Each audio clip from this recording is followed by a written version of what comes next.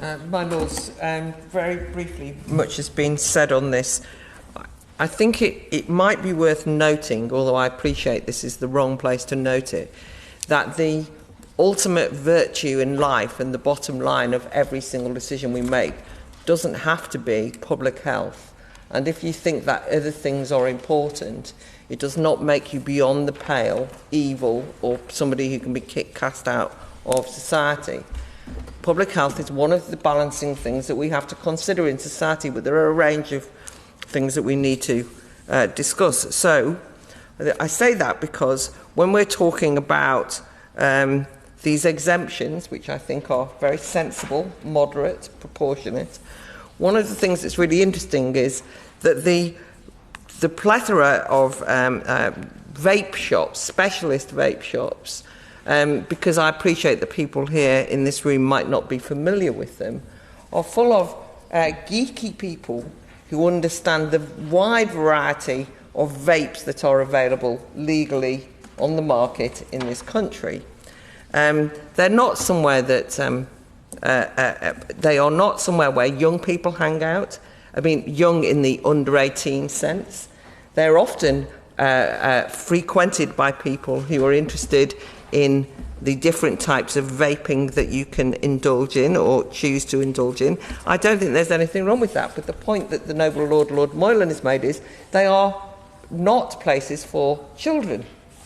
And what's interesting is that many of the people who work in those establishments see themselves as in the smoking cessation business. They actually actively do see themselves that way.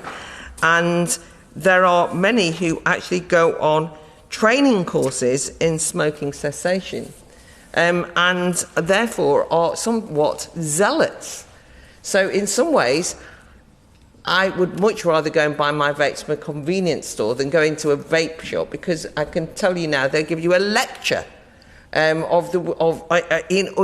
things related to vaping, very often to do with public health.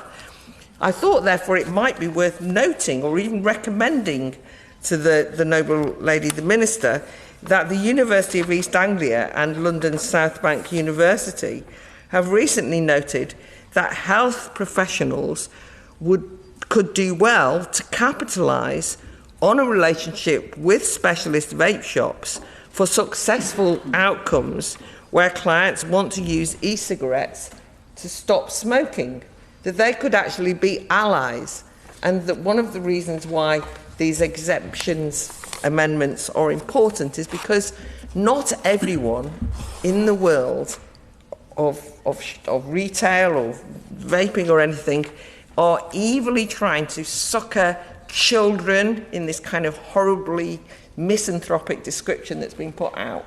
That is not the sole purpose in life, to destroy children's lives via vaping.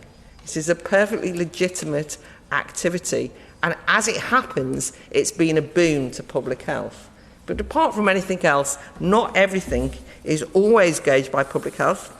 In this instance, vaping passes the test, and so therefore should be given much more support. And the way that the people who work in those shops talk to people, it's informed, interesting, and if you're interested in the details, the science, the chemistry and so on, that's the place to go.